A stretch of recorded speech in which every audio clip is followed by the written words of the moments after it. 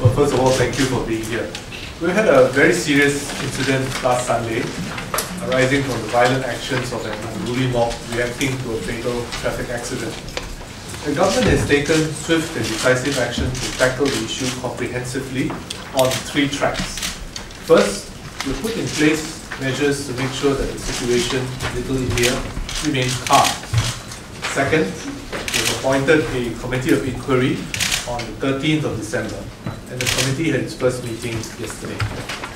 Third, police has substantially completed its investigations, and action is being taken based on the findings of the investigations against 3 groups of persons in accordance with our laws.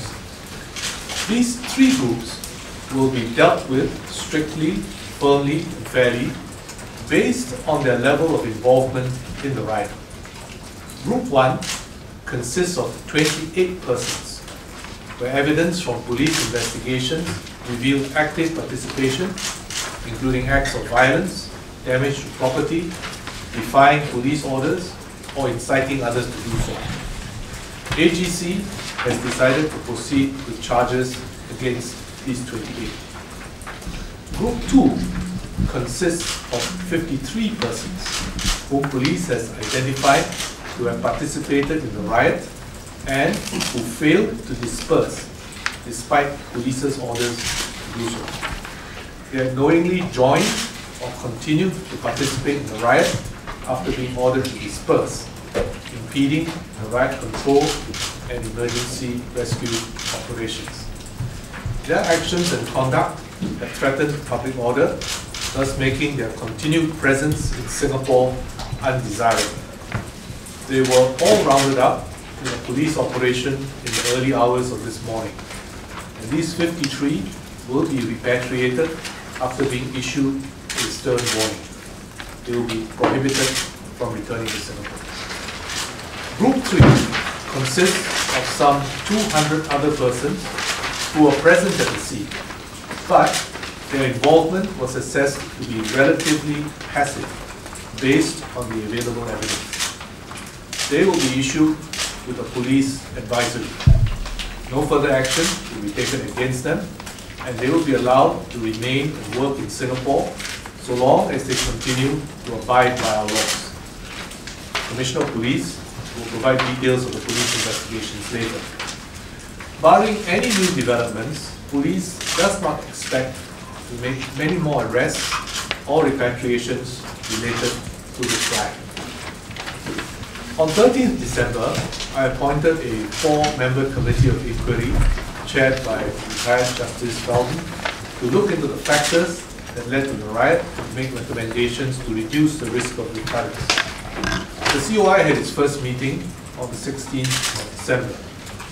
The committee will also be interviewing some of the foreign workers who will be repatriated before they leave Singapore. Several measures were taken last week to restore order and peace in Little India. We imposed a temporary ban on the sale and consumption of alcohol in Little India. Private bus shuttle services into the area were also suspended. Police also stepped up their presence on the ground. There were no major incidents over the weekend. We are reviewing the measures regarding the sale and consumption of alcohol and have been proactively engaging the Little India Shopkeepers and Heritage Association and other stakeholders as part of this review. In the next day or 2, police will finalize and announce the revised measures for Little India after taking into consideration the views of the different stakeholders. These revised measures are likely to remain in place for the time being, with adjustments at the margins as necessary. Measures for the longer term will take into consideration feedback from the ongoing public consultations on liquor sales and consumption in public places and the COI's findings and recommendations. Where necessary, new laws and regulations will be enacted. Since the incident on Sunday, our home team officers have been working hard with colleagues from many government ministries and agencies, including the Ministries of Manpower, Transport and Foreign Affairs, the Land Transport Authority, and the Attorney General's chambers in the three areas that I mentioned earlier. We have also worked closely with other stakeholders and the community. We have actively engaged foreign workers, business owners, and bus operators. The Indian High Commissioner and the Bangladeshi High Commissioner and their respective staffs have also been engaging their respective communities in Singapore. The vast majority of foreign workers in Singapore are law-abiding. They come here to earn a living and support their families in their home countries. In the process, they contribute to Singapore by supplementing our need for workers. Those who are law-abiding do not need to worry. They should carry on with their work and activities as usual and continue to abide by the law. But anyone who commits an offense will face the full weight of the law. There is no justification for the lawlessness and the lawless behavior that night which disrupted public order and posed a danger to life and safety. We have taken strong and decisive measures to charge and to repatriate those who took part in the riot to send a strong signal that we will not tolerate actions by anyone which threaten law and order in Singapore. The peace and stability that Singapore has enjoyed for many decades has provided a strong foundation for our country to grow and develop and made Singapore a good place to live, work, and raise families. We must continue to work together to preserve this peace and harmony and not allow the negative actions of a few to affect the lives of many. We will spare no effort to ensure that Singapore remains safe and peaceful for all who live, work in, or visit our country.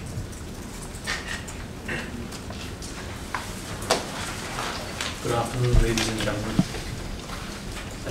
At the media briefing last Monday, I had said that the police, within the hours and days following the riotous incident, go after the persons responsible for the violence that had occurred in Lithuania.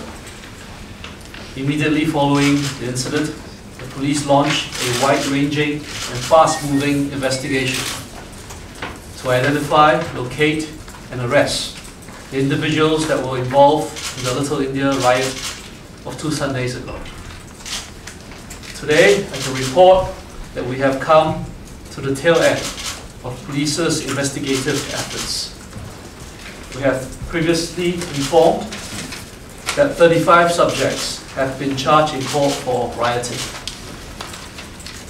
As was mentioned by the DPM, this group of individuals were active participants in the riot. They were violent, they had attacked uniformed personnel and vehicles, damaged property, and had incited others to do so. In court this afternoon, the prosecution intends to charge 2 new accused persons for rioting. At the same time, charges for 7 of the original 35 would be withdrawn. Of these 7, 4 have been issued with stern warnings by the police. No further action will be taken against the remaining 3. So by the conclusion of business today, the total number of persons charged for rioting will be revised to 28. Early this morning, in an island-wide operation, we had brought in another 53 subjects for their involvement in the riot. They had been served with stern police warnings and immigration removal orders and will be repatriated to their home countries shortly. In comparison to the first group, this group of 53 will not be charged in court as their involvement in the violence of 8 December was assessed to be less egregious. These 53, 52 Indians and 1 Bangladeshi national, are presently being held at the Admiralty West Prison, which serves as an immigration depot while travel arrangements get finalized. Prior to their departures, officers from the Ministry of Manpower are facilitating the final settlement of salaries with their employers, the closing of bank accounts, and other administrative procedures. In addition, the respective embassies have been informed of our action and have full consular access to their nationals. These 53 were employed by 48 different companies in Singapore. All but one was here on work permits. The majority have been in Singapore for less than 5 years, and about half work in the building and construction sector. With the repatriation of these 53, police action against suspected rioters has largely come to an end. Moving forward, we do not expect to be arresting, charging, or repatriating many more persons. Of course, should new information or evidence come to light, police will pursue them to their logical conclusions. Separate from the first group of persons that were charged and the second group to be repatriated, there is another group of about 200 persons who have been called up by police and are assisting in our investigations. Although they were physically present at the location of the riot, we are satisfied that their involvement has been passive. They will eventually be formally advised by the police, but will be allowed to stay in Singapore and continue with their employment on condition of continued good behavior. The traffic accident, which took the life of Indian national Saktival Kumaravelu, is still being actively investigated. Traffic police already have good information on what has happened. As the accident has sparked off the ensuing rioting, we want to take special care in arriving at our findings. As such, police is in the process of securing the services of an independent expert on accident reconstruction to analyze the information that we have and to provide us with an additional opinion. And we will update the media on our progress at the appropriate time. Let me conclude by saying a few words about the scale and the scope of police investigative action post-incident. As you can imagine, police investigations following the riot were intense and wide-ranging. More than 500 police investigators were deployed. You will remember that arrests were made immediately after the riot. Careful forensic examination of the incident scene yielded more leads, which eventually led to further arrests. Video and photographic evidence also proved to be invaluable in our effort to identify riotous individuals. In the immediate aftermath of the incident and in the days afterwards, police officers up and down the country checked and screened almost 4,000 guest workers. In the process, more than 400 were subsequently called in for further interviews. From these, we were able to zero in on those who were involved and to assign culpability. I am proud of my investigators who have worked tirelessly over the last week with little or no rest. Their dedication and diligence have allowed the police to bring in, without delay, those who were involved to answer for their offences. I am also proud of the uniformed officers who were first on the scene on Sunday night, and the riot troopers who subsequently arrived to quell the rioting.